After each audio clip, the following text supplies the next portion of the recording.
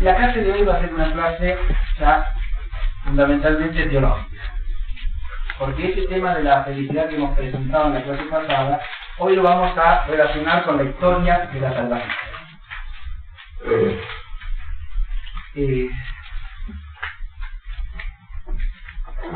Andrés Alemán facilitó un libro para este curso que se llama Historia de la Felicidad.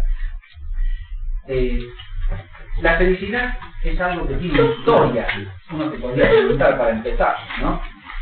Y ese libro, que se llama Historia de la Felicidad, en realidad aborda una perspectiva que podríamos llamar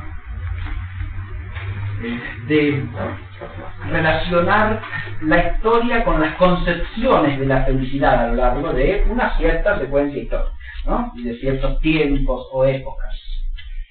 Pero lo que vamos a ver hoy no es una historia de las concepciones de la felicidad, sino la relación entre la felicidad y la historia de la salvación, o dicho de otra manera, la historia vista desde la perspectiva de Dios.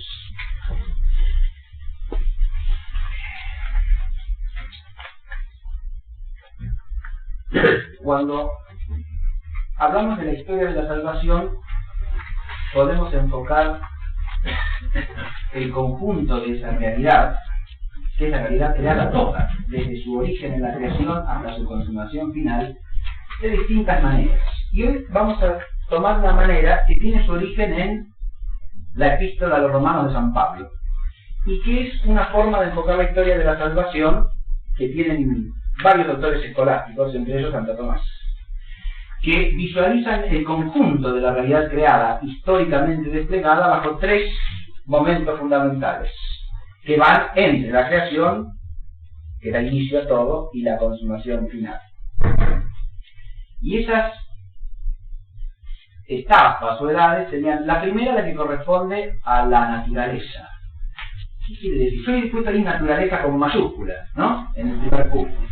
Porque ahí naturaleza no quiere decir lo natural según el concepto griego de naturaleza, ni según el concepto que las ciencias se forman de la naturaleza, sino que ahí naturaleza nombra al hombre en cuanto no ha recibido la luz de la revelación. Al hombre caído, pero que no tiene la luz de la revelación sobrenatural. Por eso ese estado de naturaleza se corresponde con lo que Pablo llama también la gentilidad en la Epístola a los Romanos. Desde el punto de vista histórico-salvífico, la Epístola a los Romanos presenta tres dimensiones o estados de la humanidad: los gentiles, los judíos y la gracia de Cristo, los que están bajo el régimen de la gracia de Cristo. Y eso es lo que refleja esta división tripartita. Primero, la naturaleza, o después ahí la gentilidad.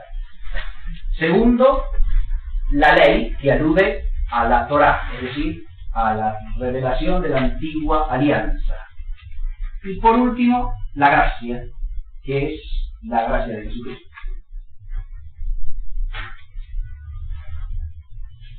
Cada una de estas etapas lo que no hace es suprimir lo sustancial del anterior, sino que en realidad le añade algo que en el anterior no existía, pero asumiendo lo que existía en el anterior, porque el hombre en estado de naturaleza caída sigue existiendo bajo la ley mosaica y sigue existiendo bajo la gracia de Cristo, solo que en este último caso era redimido de esa caída, pero en la condición de humanidad afectada por las consecuencias de la caída.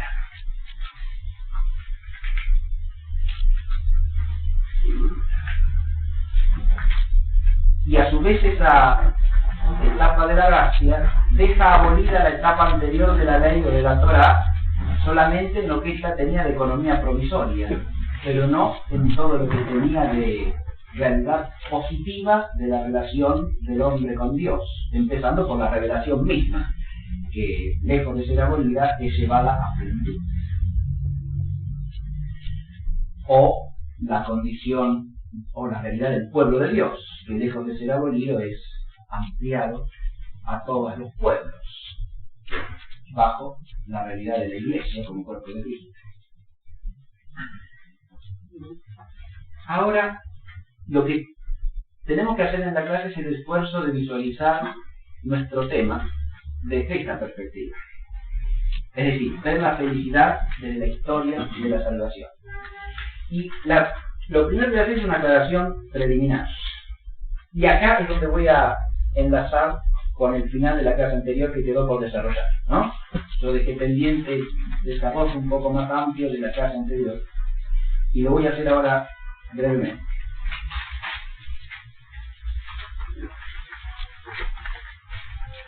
Nuestro punto de partida en esta visualización del tema de la felicidad de la historia de la salvación es un dato de fe, a saber que toda la creación y el hombre en ello han sido creados por Dios para el reino de Dios. Ese reino de Dios tiene su realización a partir de la venida de Jesucristo, que es la cabeza de ese reino. Y por él, verbo unigénito del Padre hecho carne, es comunicado a todos los hombres la posibilidad de alcanzar el fin para el que han sido creados, ser hijos en el Hijo. Y en eso consiste la beatitud final del hombre, en poder participar de la gloria de Cristo como hijos en el Hijo unigénito. Esa verdad final es una verdad final que abarca toda la realidad creada desde los orígenes. Este es el primer esfuerzo que hay que hacer para ver la realidad desde la fe. No es algo que aparece en un determinado momento histórico, no. Porque el designio de Dios se cumple a través del tiempo, desde el inicio del tiempo hasta su fin. De manera tal que toda la realidad está abarcada por ese designio. No es un fin para algunos hombres, junto a otro fin que sería el fin para otros hombres. Es el único fin de la humanidad entera, de la creación entera. Este es el dato de la fe. No existe otro fin de la realidad creada entera que ser transfigurada según el reino de Dios. Es el único fin de toda la historia, entonces también, claro, de toda la historia. De toda la creación vista en la dinámica del tiempo. No hay otro fin que ese. Y en ese fin está la beatitud, la única beatitud real, la única plenitud final, la única felicidad auténtica y definitiva de todos y cada uno de los hombres. De todos y de cada uno en la medida en que ese fin puede ser alcanzado. Ahí aparece claramente la perspectiva desde la cual hay que situar ese tema con que finalizaba la clase pasada, el don y la búsqueda. Porque cuando uno habla de la felicidad del hombre, desde el punto de vista teológico, lo primero que hay que destacar es que esa beatitud, que es el fin de la existencia humana, es antes de una búsqueda del hombre, un don de Dios. Por eso está puesto así en el título del curso, en ese título, don de Dios y búsqueda humana, porque no es que hay una búsqueda humana a la que el don de Dios le viene a responder según lo que el hombre busca. Es al revés. Hay un don de Dios y ese don de Dios es el que instaura en la realidad total de la historia la búsqueda del hombre. Esa búsqueda está movida por el don, brota del don, viene de él, y por eso en el fondo no la puede aquietar más que la plenitud del don. La búsqueda es algo dado para el hombre, que el hombre está llamado a realizar desde sí mismo, y sin eso tampoco se puede encontrar con el don. Ahí viene el otro aspecto, que el hombre no es pasivo, y ahí viene la búsqueda. El hombre es llamado desde el don a la plenitud del don, pero ese llamado es algo a lo que tiene que corresponder. No es un automatismo, no es un automatismo de naturaleza. Es una respuesta que abarca la totalidad del dinamismo de la libertad humana en cooperación con la gracia de Dios. con la gracia inicial del don primero, que es su propio ser, ese ser llamado a la beatitud eterna, y la gracia que lo mueve actualmente, es decir.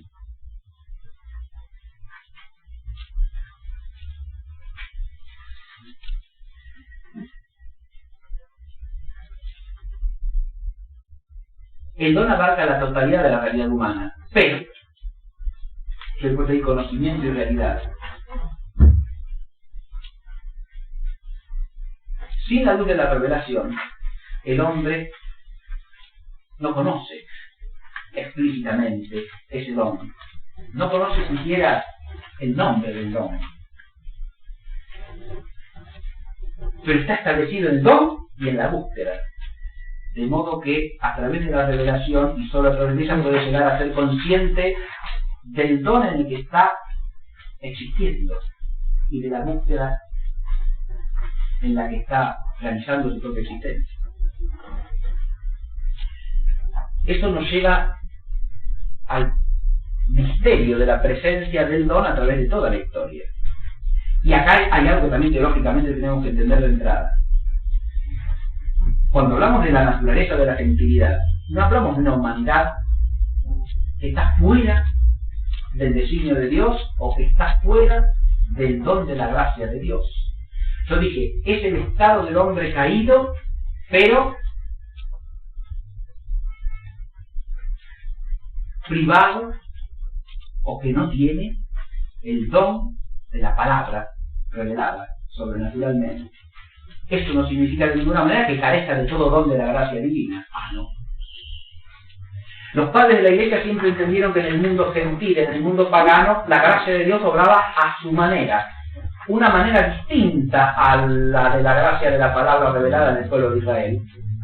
Pero ambas preparatorias de modo distintos.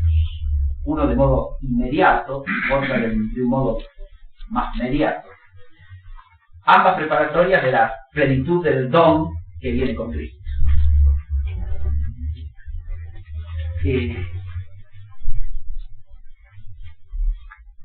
Esto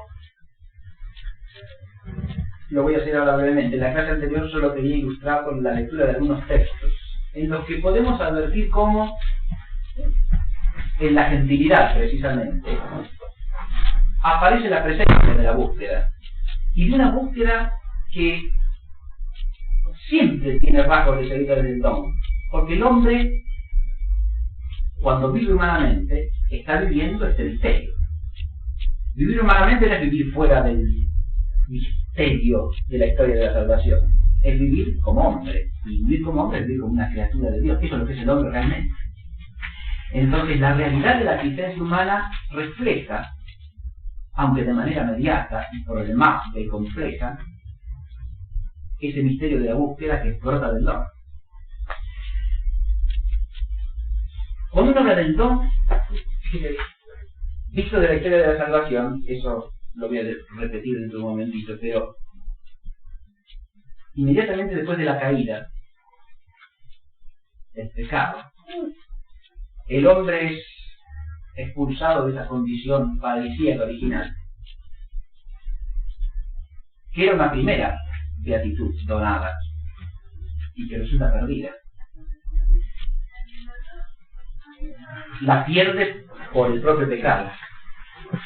Pero inmediatamente viene el don que lo empuja a la búsqueda, porque toda esa condición que surge a partir de allí, incluida la propia muerte, como una realidad en la que el hombre cae, no porque haya sido creado para ella, según la Escritura, sino porque esa muerte es consecuencia del pecado.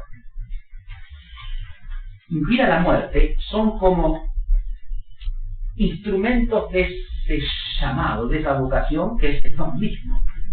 Porque cuando uno se pregunta el porqué de todas esas privaciones que sufre el hombre a partir del pecado de origen, incluida la mortalidad física, ¿no?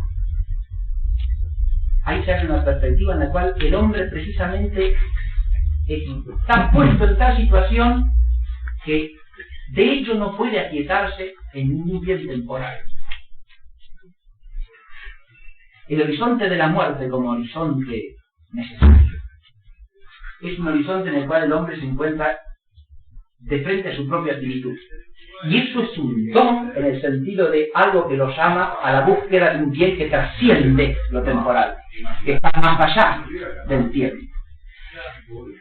Desde allí uno puede advertir cómo esa expresión de San Francisco de llamar a la muerte hermana es mucho más que una cosa romántica. Es hermana en un sentido profundo, no porque no la muerte misma como privación de la vida, pero sí la muerte en este sentido que acabo de decir, de signo que lo está llamando constantemente al hombre a no afincarse en el tiempo, a no afincarse en lo terreno. Y en ese sentido, a buscar más allá. Pero en esta dinámica, ahí se produce en la respuesta del hombre toda una dinámica, que yo le puse acá, de necesidad, de tendencia, de logro, de fracaso, de resignación, de claudicación también, porque el hombre puede tender dinámicamente, en efecto y positivamente hacia esa meta que no puede alcanzar por sí solo. Puede abrirse hacia el don que le permite trascender su propia realidad y hacia lo que está llamado, o en cambio puede cerrarse sobre sí mismo y puede crearse sus propias ilusiones de felicidad. Y eso tendemos a hacerlo casi necesariamente, ¿no? De alguna manera, de una manera o de otra. Yo he elegido una serie de textos, voy a leer algunos nada más, que representan este mundo de la gentilidad en búsqueda de alguna manera. Y había elegido textos que representaban otras tradiciones, no las que tomé lingüísticamente, ¿no? Sino otras. Entonces, primero voy a leer unos poemas que son chinos y pertenecen a la época de la dinastía Tang. La mayoría de los poemas que voy a leer están escritos alrededor del siglo VII u VIII después de Cristo, en China. Acá estamos claramente situados en la gentilidad, ¿no? Incluso hasta el día de hoy. Porque estas etapas de la historia de la salvación tampoco son una secuencia cronológica de manera tal que la gentilidad ya se acabó. No, la gentilidad sigue existiendo. Existía en el día en que el hombre fue expulsado del paraíso y sigue existiendo hoy, ¿no? Porque si hablamos de la China, estamos hablando de un mundo que es básicamente y primariamente gentilidad, y es buena parte de la humanidad, ¿no?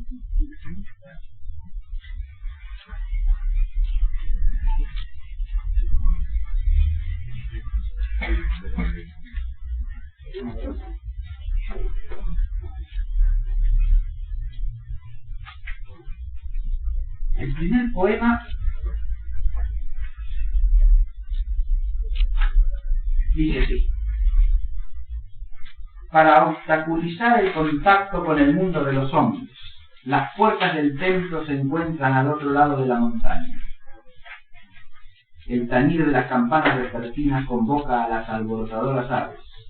Durante las lluvias otoñales, los monjes enfermos están ociosos. La luna se oculta tras los árboles sombríos. Las luciérnagas revolotean por las cornisas del claustro. ¡Qué felicidad alojarse en este paraíso florido y por un tiempo calmar pensamientos e inquietudes! Este es un poemita que pertenece a una serie de poemas que tienen toda la misma temática, pero que ubican la felicidad en el salir de los negocios del mundo, digamos así, ¿no? De las actividades temporales y salir hacia una soledad, pero que es al mismo tiempo el único lugar en que el hombre haya verdadera compañía, verdadera amistad, y de alguna manera se purifica de todos los males de ese mundo temporal, ¿no? Y calma sus pensamientos e inquietudes, como usted. Pero claro, es una realidad parcial.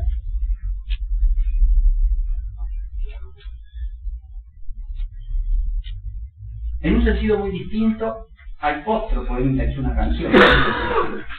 Quisiera tener miles y miles de maravillosas mansiones para dar cobijo y alegría a todos los pobres del mundo y liberarlos del frío y de la lluvia. Si yo tuviera todos estos edificios, aunque se derrumbara mi choza y yo me congelara, ¡qué feliz! Ahora, la felicidad está puesta en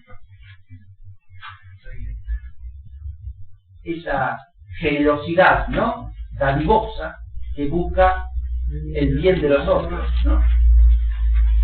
Y en particular sacar a los pobres de su miseria. Aparece un costado social, si se quiere, de la felicidad. Son otros aspectos necesarios de la búsqueda humana, porque la búsqueda de la felicidad es del hombre, y el hombre nunca es parte de ser un individuo aislado, es parte de una comunidad a la que pertenece realmente, espiritualmente, afectivamente, y por lo tanto la felicidad no puede deslindarse, desgajarse de la de esa comunidad total. Y no tiene chance fuera de la humanidad. Y luego más. Me purifico con el agua sacada del estanque. Con el corazón en paz me retiro del mundanal ruido. Recojo tranquilamente las escrituras en hojas de palmeras y me encamino para leerlas al pabellón oriental. Aunque leo, no encuentro nada que serene mi inquietud. Un sórdido materialismo es lo que el mundo persigue. En vano procuro hallar en estas escrituras alguna esperanza de felicidad. Pero ¿cómo mi naturaleza podrá alcanzar su perfecta comprensión? El hombre iluminado encuentra la paz en los recintos sagrados, donde el color del musgo se combina con el verde intenso del bambú. El sol se muestra entre la neblina y los verdes pinos brillan como si estuviesen cubiertos de rocío. Con la mente sosegada abandono la palabra escrita y hablada, y encuentro gran satisfacción en la dicha de la iluminación. Este es un texto interesantísimo que se podría, para analizarlo bien tenemos que detenernos mucho, pero es un texto que desde nuestro punto de vista tiene una notoria ambigüedad. ¿Por qué? Porque, claro, sí, por un lado vemos ese esfuerzo de la búsqueda humana de trascender los bienes materiales, temporales. Pero por otro lado parece haber la idea de que el hombre, por su propia fuerza y por su propia capacidad, se puede dar una iluminación simplemente mediante alguna técnica o mediante algún modo de conducta que lo lleva a ese estado de plenitud y de perfección, que por lo tanto ya no aparecería como un don, sino como algo que es un logro.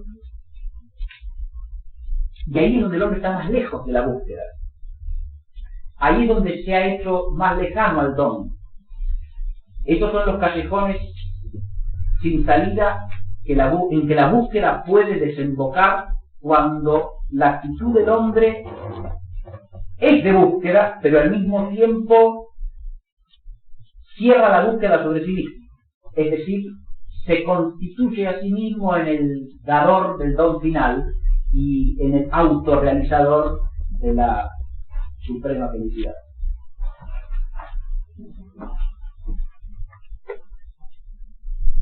Los otros textos que tenía, acá voy a ser más breve, pertenecen a la literatura azteca.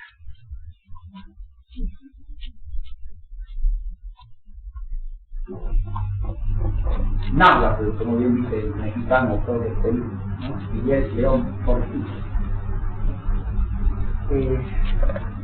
Hago una aclaración previa porque va a aparecer muchas veces la expresión de las flores, la flor. Y según esta tradición, la flor y el canto es una manera de nombrar la poesía, pero a su vez entendida como un don divino, que es lo único que le comunica a los hombres cierta sabiduría.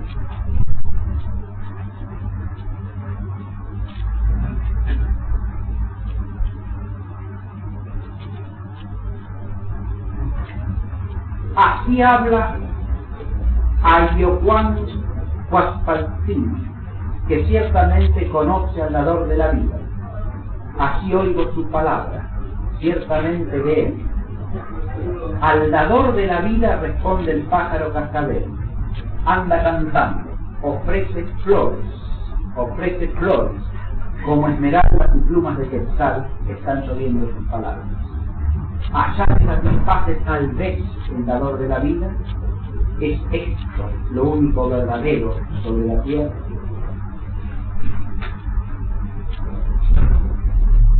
Flores con ansia mi corazón desea.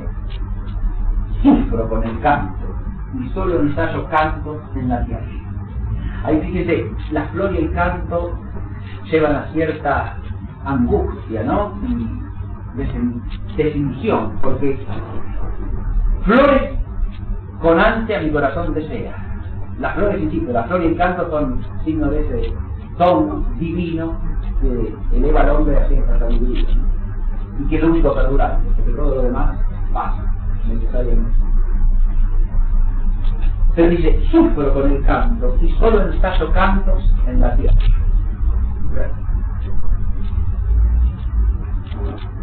Quiero flores que duren en mis manos. Yo dónde tomaré hermosas flores, hermosos cantos.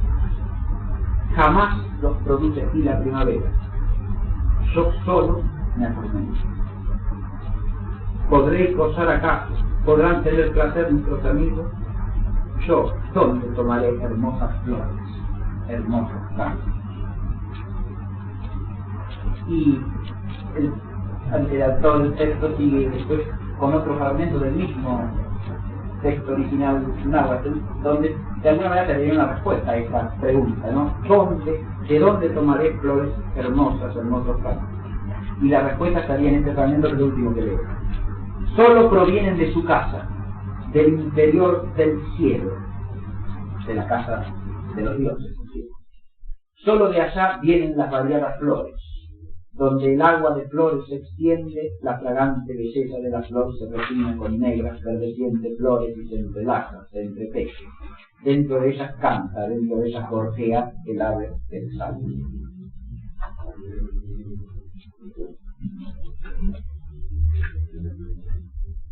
Ahora volvemos a la perspectiva de la fe.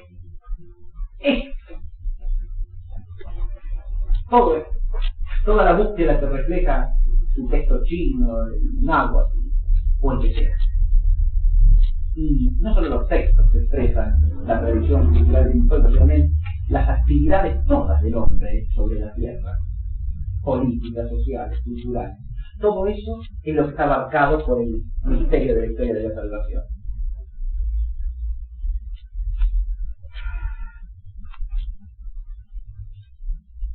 Ahora nos queda por pensar el núcleo o el corazón de esta clase, que abarca los tres momentos centrales en relación con las etapas que nos permiten visualizar la historia de la salvación.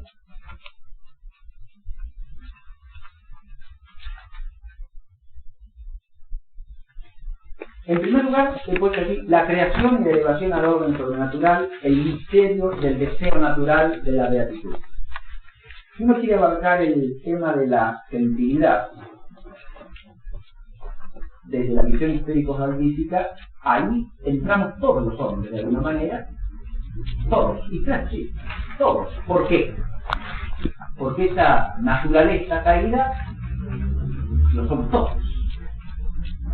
Los gentiles, sí, también los judíos, claro. Lo quiere Abraham al ser llamado por Dios, un gentil, ¿no? Claro.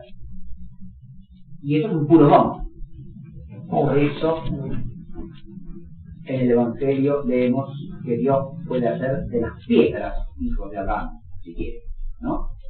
Es una manera de expresar una verdad profunda contra el don convertido en ocasión para un orgullo nacional, ¿no?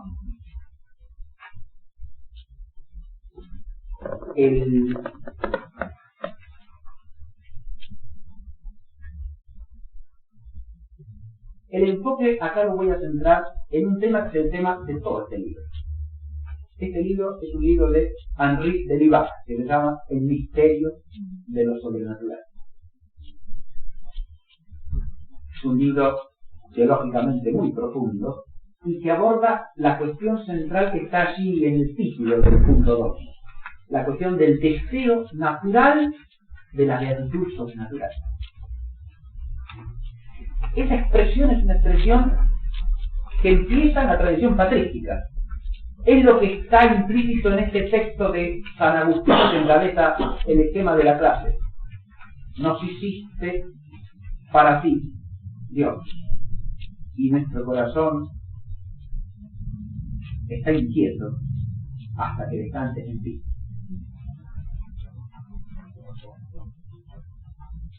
Esa inquietud que menciona aquí San Agustín es ese deseo natural en el vocabulario de los escolásticos.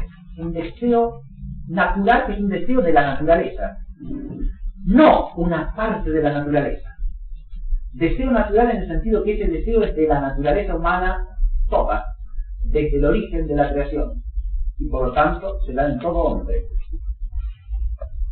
Pero ese deseo es natural no porque sea constitutivo de la naturaleza tomada precisivamente, no constitutivo de la naturaleza humana como criatura natural, sino que es algo que está en la naturaleza como tuyo porque ha sido esa naturaleza al mismo tiempo que creada, elevada por Dios a un orden de ser que la trasciende. Y por lo tanto tiene un deseo natural, un apetito natural, una tendencia hacia un bien que la trasciende. Lo cual no significa en modo alguno, y ahí viene el problema teológico, que la satisfacción de esa tendencia sea algo que se le debe a la naturaleza. ¿Por qué no? Porque como ese deseo o ese apetito de la naturaleza, y por eso apetito natural, es un don sobrenatural, no se le debe a la naturaleza la satisfacción de ese apetito, sino que la satisfacción del apetito es tan gratuita como el apetito de este. Y eso es lo que constituye la paradoja y el misterio de ese apetito natural o deseo natural de un bien sobrenatural. Pero este es el concepto que nos permite enmarcar todo lo que veníamos diciendo hasta ahora.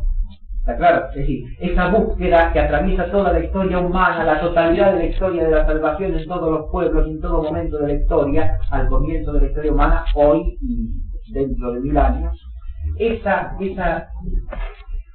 búsqueda está nombrada y concebida teológicamente cuando se piensa en este problema, en este misterio en realidad, que no es un problema, es una paradoja, pero es más que una paradoja, un misterio. Y es un misterio de fe. Ahí viene la cuestión de la realidad existencial de esa búsqueda y el conocimiento de la raíz del porqué de la búsqueda. Claro, este conocimiento no puede aparecer sino a la luz de la revelación. Pero la realidad de la búsqueda es universal. Porque ese deseo, ese apetito del bien trascendente es un apetito de la naturaleza humana desde el origen de la creación. Porque acá lo que es un dato firme de toda la tradición teológica, patrística, escolástica, es que Dios no ha creado al hombre sino para un fin sobrenatural. De Libac se confronta en este texto con una tesis teológica, de la cual se historia también, muy minuciosamente, que es la tesis de un estado de pura naturaleza.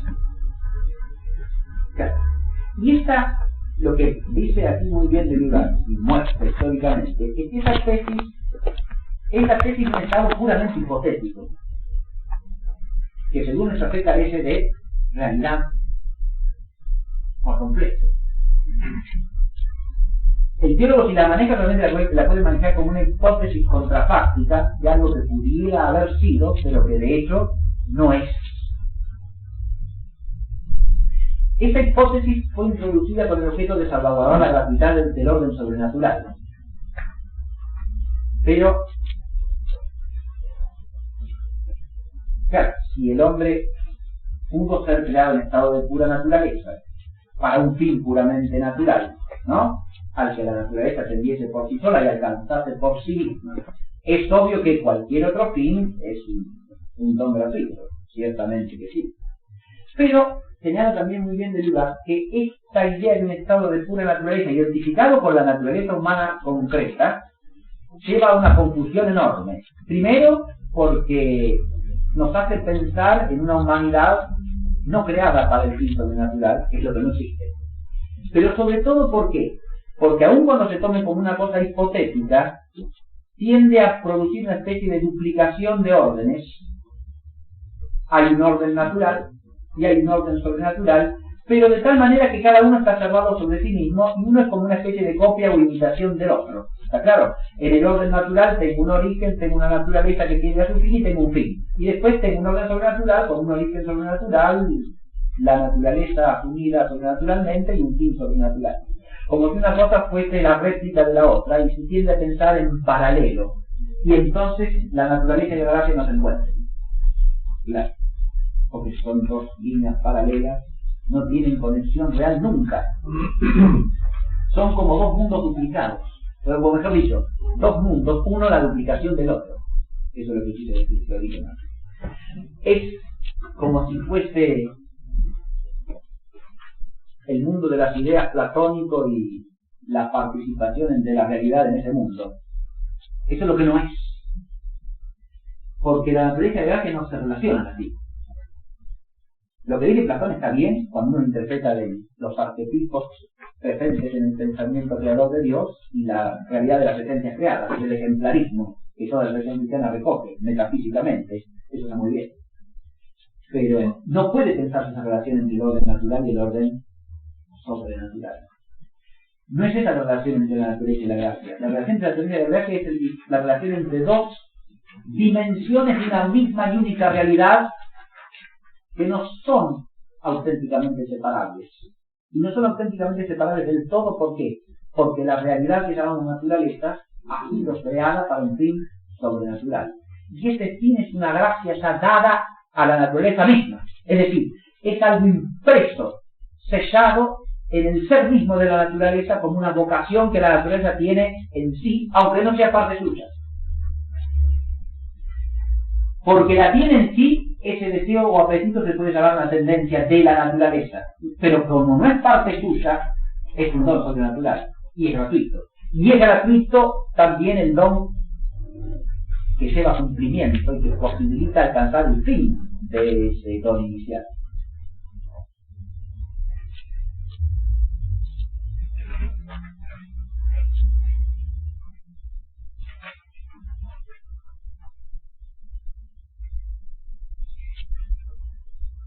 La cuestión del deseo, entonces, natural del fin sobrenatural nos sitúa en lo que podríamos llamar el primer estrato de esta cuestión, de esta visión teológica, histórico-salvífica. En realidad yo he tratado prácticamente ya todos los 5 puntos que están enunciados ahí, que ustedes lo leen. Pero quiero terminar esta primera parte precisando una sola cosita más. He puesto ahí en el punto 4 esencia y consecuencias del pecado original. Hice una alusión a ese tema, pero hay algo fundamental que no he dicho todavía. Ese deseo natural del fin sobrenatural no queda de ninguna manera ni abolido ni suprimido por la caída. No, señor. Por la caída el hombre queda, como dice la expresión exacta del Concilio de Trento, destituido en el orden sobrenatural, herido en la naturaleza, pero de ninguna manera esa naturaleza o esa realidad creada del hombre queda esencialmente destruida. Eso es lo que no pasa. Ni tampoco pasa que quede fuera del orden real sobrenatural en el que existe toda la creación. Esto es lo otro que tampoco pasa. De modo que sigue siendo la esencia, esa esencia creada por Dios, que vio Dios que era buena. Sí, señor. A pesar de la caída. Porque, digo algo que ya dije en no sé si en este punto, pero en otro punto, el efecto del pecado del hombre no puede nunca equipararse a la obra creadora de Dios. No está en el mismo nivel, no está en el mismo plano. De manera que no puede destruir completamente lo que es la obra de Dios. No tiene la misma potencia. Eso sería equiparar la criatura al creador. El don de Dios es siempre mayor. Entonces, esta humanidad caída es una humanidad en la que permanece la bondad de Dios. Nos sitúa en lo que podríamos llamar el primer estrato de esta cuestión, de esta visión teológica, histórico-salvífica. En realidad yo he tratado prácticamente ya todos los 5 puntos que están enunciados ahí, que ustedes lo leen. Pero quiero terminar esta primera parte precisando una sola cosita más. He puesto ahí en el punto 4 esencia y consecuencias del pecado original. Hice una alusión a ese tema, pero hay algo fundamental que no he dicho todavía. Ese deseo natural del fin sobrenatural no queda de ninguna manera ni abolido ni suprimido por la caída. No, señor. Por la caída el hombre queda, como dice la expresión exacta del Concilio de Trento, destituido en el orden sobrenatural, herido en la naturaleza, pero de ninguna manera esa naturaleza o esa realidad creada del hombre queda esencialmente destruida. Eso es lo que no pasa. Ni tampoco pasa que quede fuera del orden real sobrenatural en el que existe toda la creación. Esto es lo otro que tampoco pasa. De modo que sigue siendo la esencia, esa esencia creada por Dios, que vio Dios que era buena. Sí, señor. A pesar de la caída. Porque, digo algo que ya he dicho no sé si en este punto, pero en otro punto, el efecto del pecado del hombre no puede nunca equipararse a la obra creadora de Dios.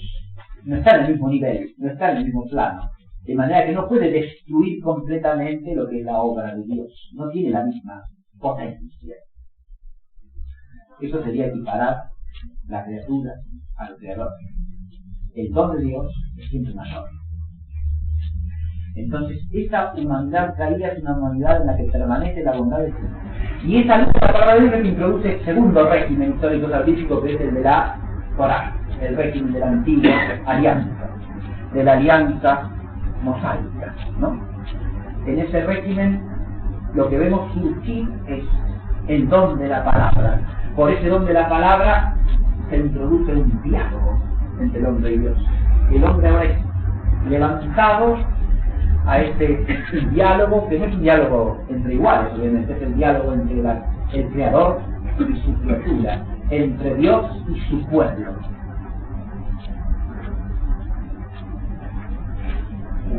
El pueblo que él mismo se ha hecho, pero que se hace, que se crea,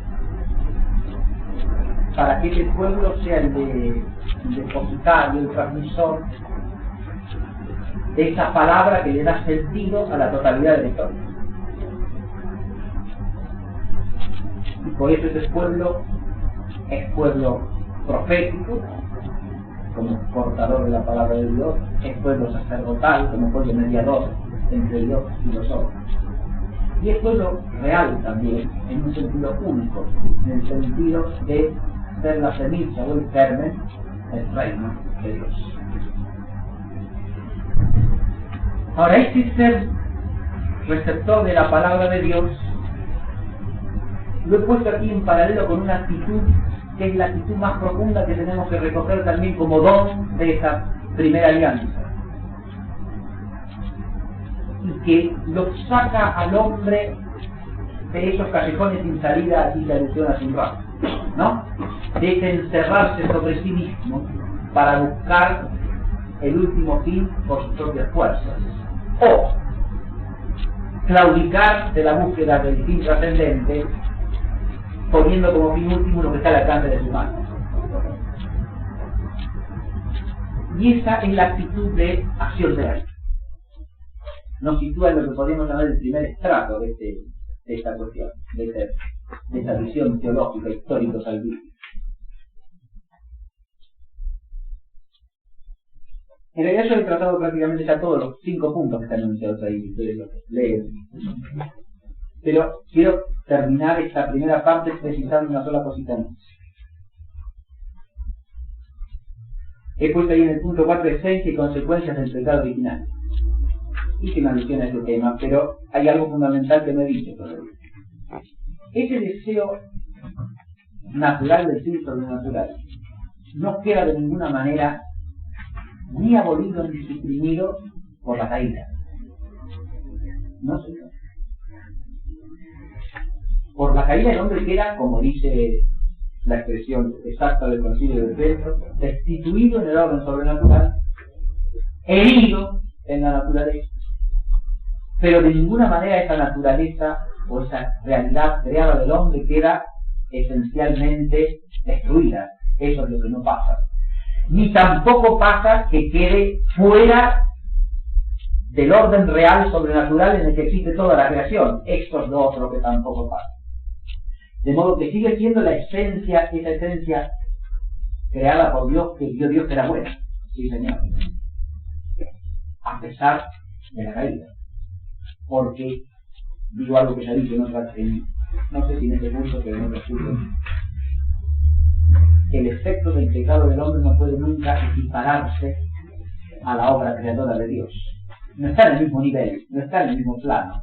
De manera que no puede destruir completamente lo que es la obra de Dios. No tiene la misma potencia. Eso sería equiparar la criatura al creador. El don de Dios es siempre mayor. Entonces, esta humanidad caída es una humanidad en la que permanece la bondad de Dios. Es hacia donde tienden todos los esfuerzos de la existencia y de la vida del pueblo. El pueblo está tendido hacia una meta, y esa meta es un don de Dios. De nuevo, no es algo que se pueda lograr como fruto de una actividad humana.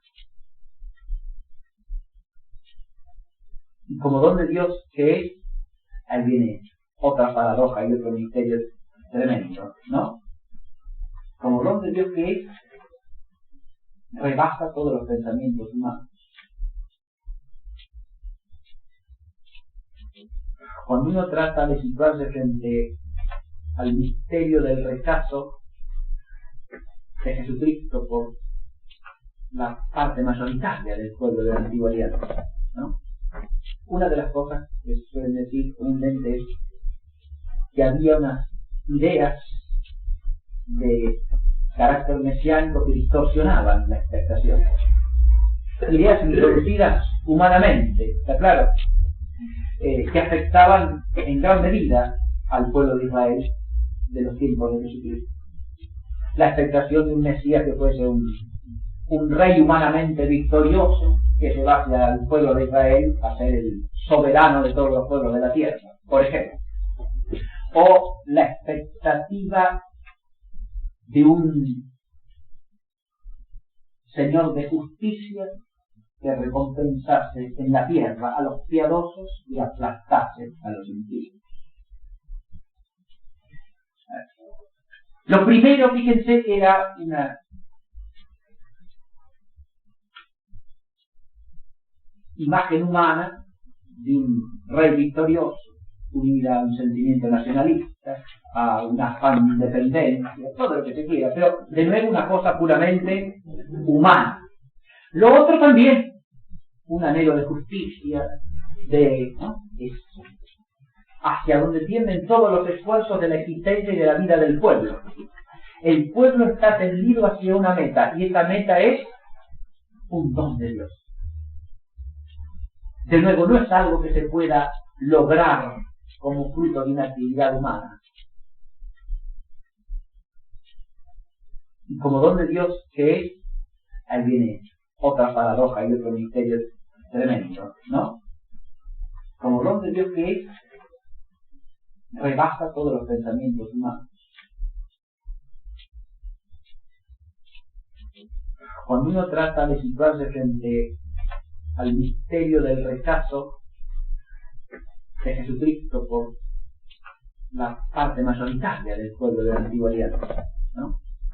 Una de las cosas que suelen decir comúnmente es que había unas ideas de carácter mesiánico que distorsionaban la expectación. Ideas introducidas humanamente, está claro, que afectaban en gran medida al pueblo de Israel de los tiempos de Jesucristo.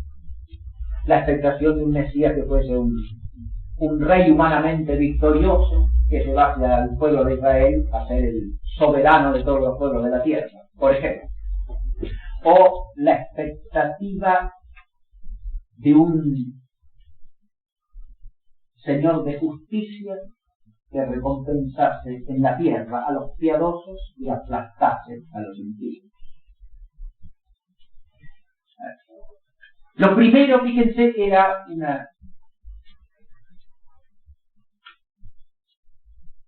imagen humana de un rey victorioso, unida a un sentimiento nacionalista, a un afán de independencia, todo lo que se quiera, pero de nuevo una cosa puramente humana. Lo otro también, un anhelo de justicia, de la expectación de la virtud final, nunca es algo que puede verse cumplido en el tiempo. O dicho de otra manera, la figura de este mundo, como figura llamada pasar, esta es la expresión de la figura de este mundo, de este hombre, del león presente, que dura hasta el fin de los tiempos, es una figura pasajera y perecedera, y por lo tanto no es el lugar de la virtud final. Eso es lo que no puede ser.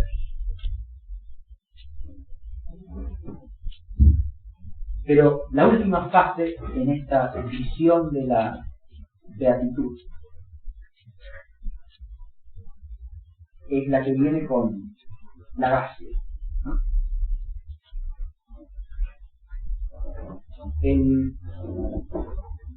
El prólogo de San Juan dice que la gracia y la verdad nos han venido por medio de Jesucristo.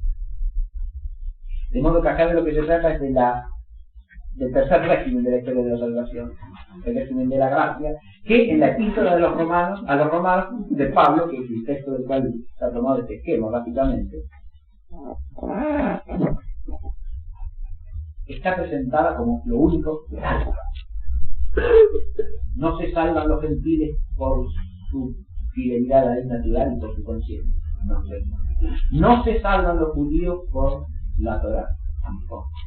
Lo único que salva es la gracia de Cristo. Esta afirmación de Pablo, ahora reflexionada teológicamente, fíjense, abarca la totalidad de la historia de la salvación. Vale para todos los hombres por venir, desde esa plenitud de los tiempos en que se ha cumplido la venida del Hijo unigénito, pero también para todos los tiempos ya pasados, porque como hemos visto, toda la humanidad a esa consumación final y definitiva, según ese ritmo de la sentencia de Pablo, todas las cosas son vuestras, pero vosotros sois de Cristo y Cristo de Dios.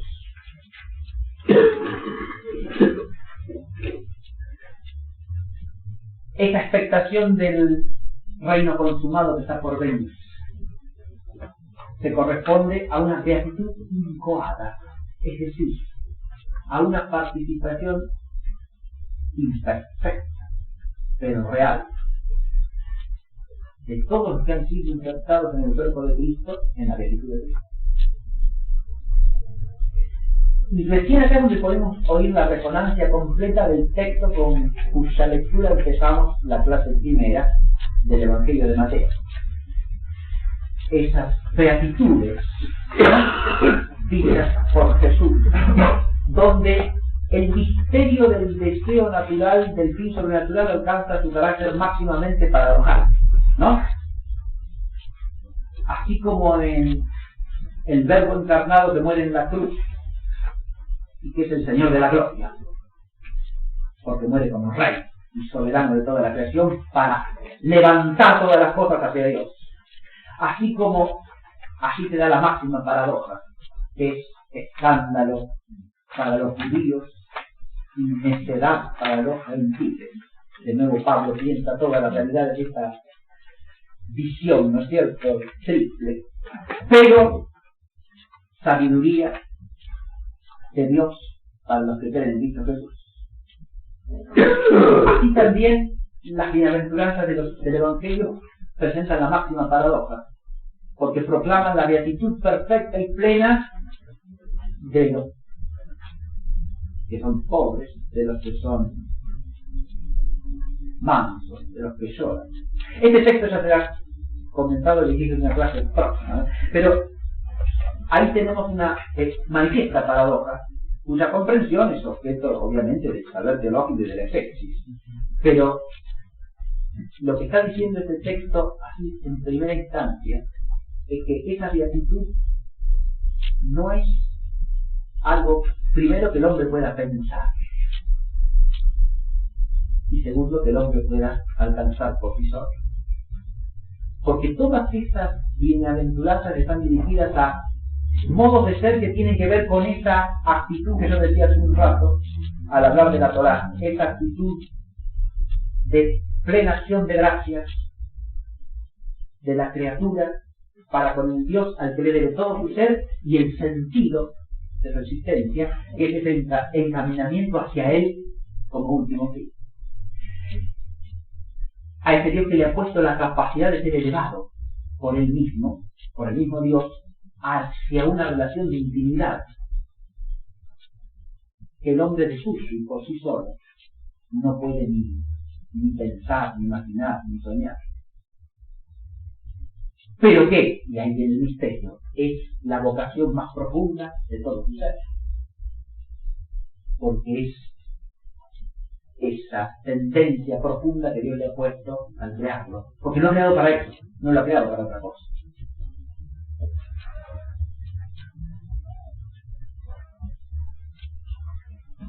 Por eso, para terminar la clase, lo único que quiero añadir es que esta perspectiva de la visión histórico-salvífica de la gratitud, que debe ser profundizada en cada uno de los puntos que he señalado, es la que le da estructura al resto del curso. Si ustedes tienen el programita en la mano, yo los invitaría a repasarlo, para que vean ustedes que las clases que vendrán no harán más que desplegar este esquema que he tratado de presentar hoy sintéticamente.